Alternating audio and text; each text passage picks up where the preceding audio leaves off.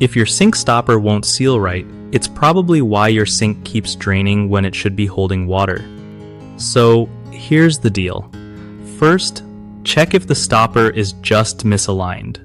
Sometimes it's a quick twist or push away from sealing properly. If it's one of those pop-up stoppers, try adjusting the linkage under the sink. There's usually a rod or clip that you can move up or down to get a tighter seal.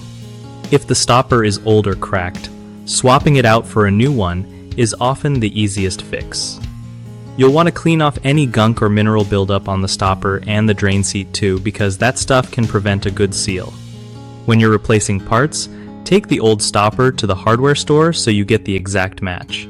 Otherwise, it might not fit right. Also, don't forget to grease any moving parts a little with plumber's grease to keep things smooth. Testing the seal with some water after every adjustment helps you see if you nailed it or need to tweak more. And if you're dealing with a lift and turn stopper, make sure the plunger is fully pushing down when closed. One of the biggest problems with sink stoppers not sealing is worn out rubber gaskets or seals, which get brittle and crack over time. Just swap them out for fresh ones to fix leaks.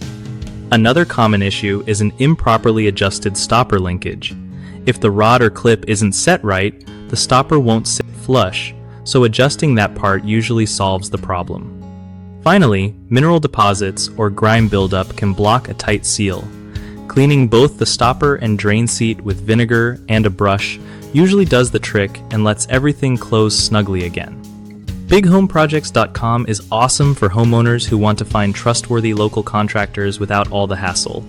It also helps contractors connect with more clients and grow their business by putting them right where people need them most.